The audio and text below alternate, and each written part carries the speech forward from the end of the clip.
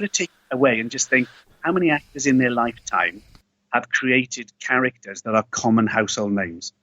Exactly. Everybody knows Rambo. Yep. Everybody knows Rocky. Mm-hmm. You know, so it's that. I think it's the size of him that I'm most impressed by. His iconic nature within the business. Yeah, I mean, I can totally agree on that as well. I mean, the guy's got Expendables 3 coming out 4? 4, Expendables 4 coming out soon, and a TV series and a female Expendables film. And like you say, he's 67. Yeah.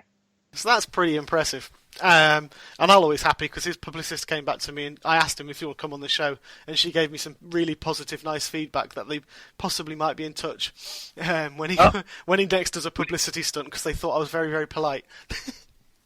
Well, if he does, you tell him I was asking after him. Oh, well, yeah.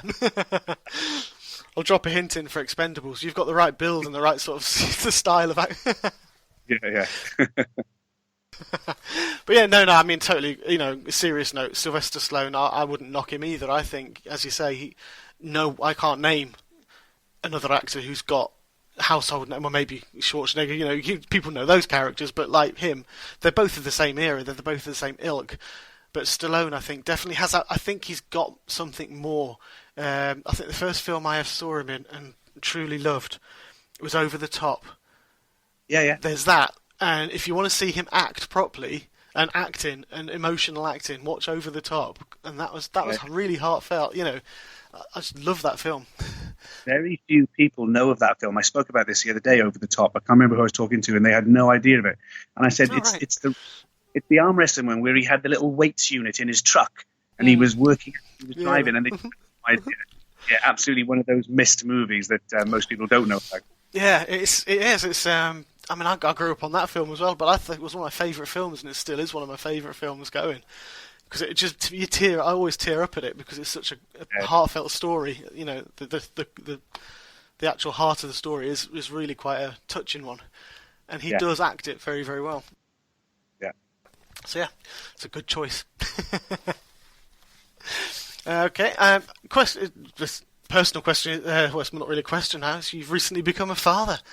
You were saying before you're a father of 7 days now. How's that feel?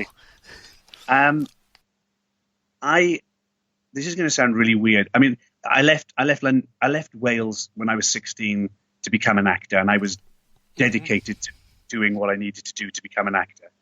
And then I met my partner.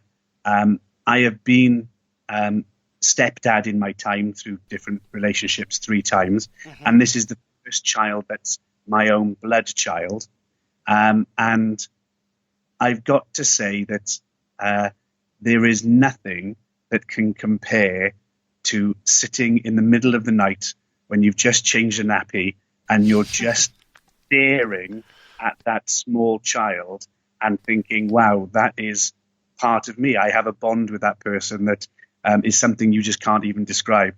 So, yeah, even though I play the biggest and strongest and aggressive of characters on film, my heart crumbled when I met my son. And it's a magical moment for anybody in the world. It is, yeah. I mean, I've got a 9-year-old now, but yeah, there's not a day goes by that feeling it never goes. And I can see it. I mean, I mentioned it to you before. You can see it. You've got a glow about your face with it being a permanent grin because you can. It's just some stays. That could be just craziness because I haven't slept for 7 days, but we're doing well. Very true. Yeah.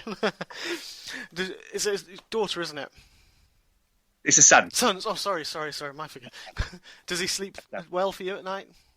He's sleeping for about 2.5 to 3 hours at the minute, waking up every 2.5 to 3 hours. That's not too bad for the age. He's doing well. And we've just got his birth certificate today, and he is officially called Saxon Johan O'Hennessy. That's a fantastic, awesome name. How is that for a warrior's name? Yeah, that's perfect. You can imagine now when he's on the schoolyard and someone's being bullied, they go, "You better watch out, or Saxon's going to get you." Exactly. I mean, I take it that's inspiration from some of the roles and the history of the Celts. All that origin. It came about. Saxon and Celts is completely opposite, but never mind. It came about this way. My partner asked me what I wanted to call my son, and I said I said Sir Gawain. Okay. And she laughed. And then I said Sir Percival, Sir Tinadan, Sir Dis. And I went through all the different names. And then she jokingly said to me, "What, you'll be calling him next? Percy Jackson and the Lightning Thief." And I stopped and I thought to myself, I like Jackson, but Jackson is quite an American name. Mm-hmm. And then the next thing that came into my mind is what rhymes with Jackson. And then I thought of Saxon Right. from the term Anglo-Saxons. And I thought, Saxon. Now that is really unique. I don't know anybody who has called this son Saxon. So I thought, yeah, we're going to go for that. And we let it ride for a couple of weeks. We asked people what they thought. Most people were shocked. And I thought, if that's their reaction, that's what I want. I want a name that you'll never forget. And people won't forget somebody who's called Saxon. that's fair enough. You're right. It's a unique. I've never heard it. I've got a friend whose surname is Saxon, but not no one who I know has got a Christian name of that. So yeah, very very unique. And if I had a friend whose surname was Saxon, you'd almost want to have his first name as Anglo, wouldn't you? You would, yeah. You just couldn't. Yeah, you just couldn't knock that. Oh, excellent. So, moving on to some of your career as well now, Ross. You've racked up an impressive resume, which I won't rattle off because it's very extensive, including, Davinci's Demons, Game of Thrones, Bastard Executioner, and I've even noticed, very long time ago, you served with another Game of Thrones star, Jerome Flynn in Soldier. Wow, one of my first jobs. Yeah. I've noticed that was right down there as one of the first ones. Yeah. I had Jerome on a few months ago, actually. Oh, fantastic. Yeah, but it was excellent.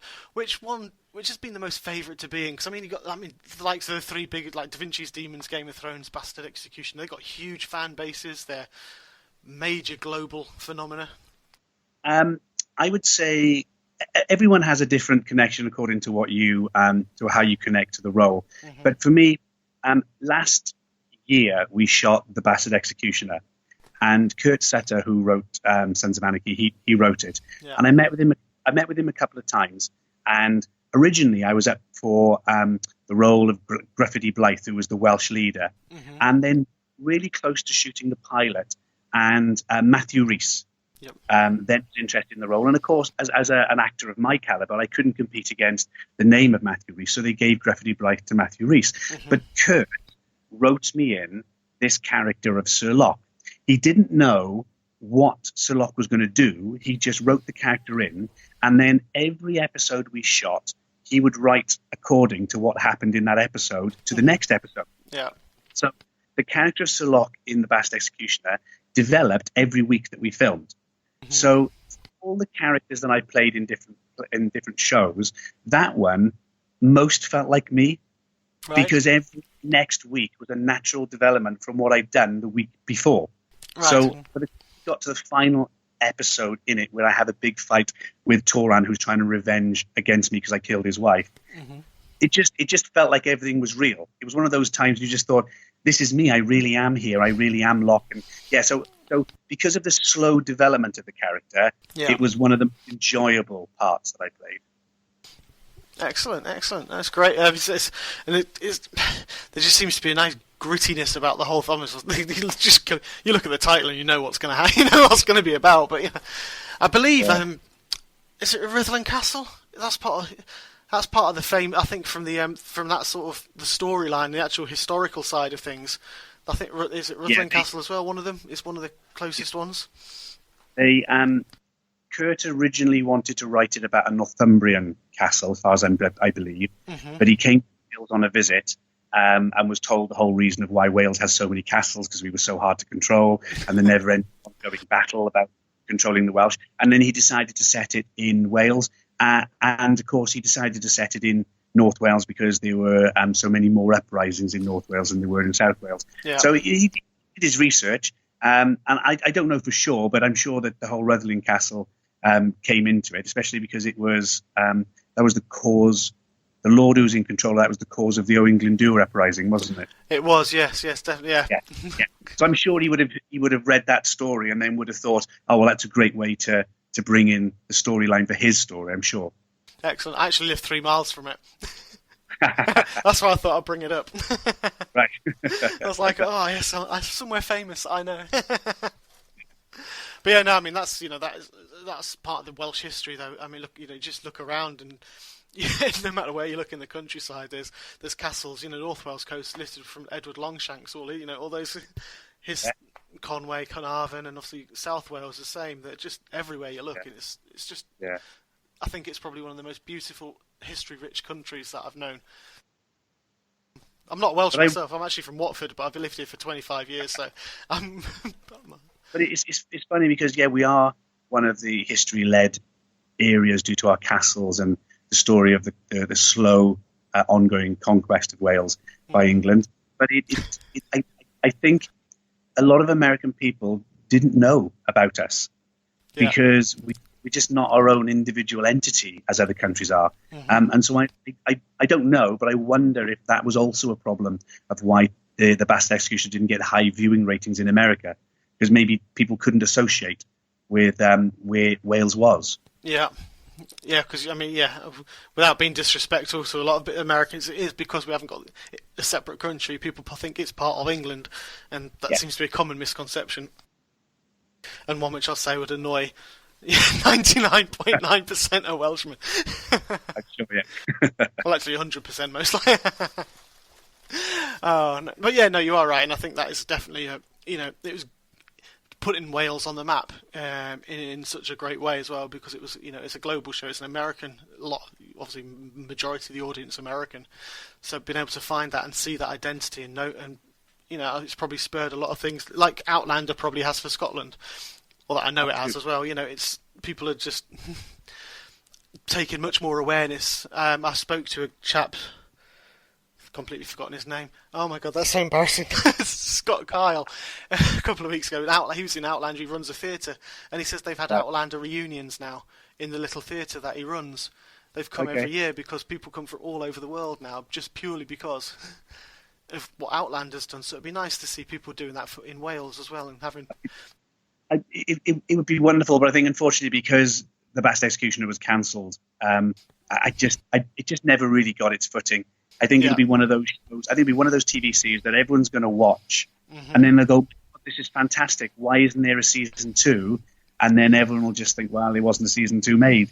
It might even end up being a cult TV show. You never know. Yeah, exactly, like Firefly. The sci-fi Fireflies and stuff. So it'll go. I think it will. And you never know. It might. With enough support and enough people thinking, "Why hasn't this show come back?" It might just. Yeah. But cool, excellent. And obviously Game of Thrones is the other one that you are attending conventions for all over your weekends too. You've got your own action figure. I tweeted one to you a couple of weeks ago. I saw it in Forbidden Planet in Liverpool, and I was like, you know what? I said, how does that feel, having your own action figure? That's fantastic, isn't it, to have your own action figure? And I've got to be honest, my partner who I'm with, I'm stepdad to her little 5-year-old, and when my action figure came out, I bought 2. Right. One that I and put away on the shelf for a future date, and one that I gave to my little 5-year-old. And he ripped the box off in 2 seconds, destroyed any market value to it, pulled it out, and just ran around the room going, "Daddy, Daddy, Daddy!" So it's fantastic to have an action figure, and I smile now because sometimes he sits down watching the TV, and he's got my little Lord of Bones character in his hand. So I love the fact that my little ones can grow up with a piece of me as a toy, which is quite fun. Well, yeah, exactly. It's posterity, and that you just seeing your sons like that with playing with the figure of you. There's got to be some. Despite the fact that obviously you hasn't seen Game of Thrones to know what it's about, but that doesn't matter. It's the iconic part of having that, and run it. Yeah, I mean, you just can't fathom being able to see your own offspring running, "Daddy." But the biggest fun was when the action figures came out. My partner ordered it from this little tiny shop in Merthyr Tydfil, which we live quite close. And when they came out, they phoned her that they were in, and I came in, and I picked them up, and there was these 2 little people behind the counter, and I said, "Could you just take a picture of me, please, holding them?" And they were like, well, "Okay." And so they took a picture, and then I said, "Right, I'm just going to tweet this now." And they looked at my partner and they said, "What's he doing?" And she said, "Oh, don't you know? That's him. He's the Lord of Bones." to which they put their jaws hit the floor and they started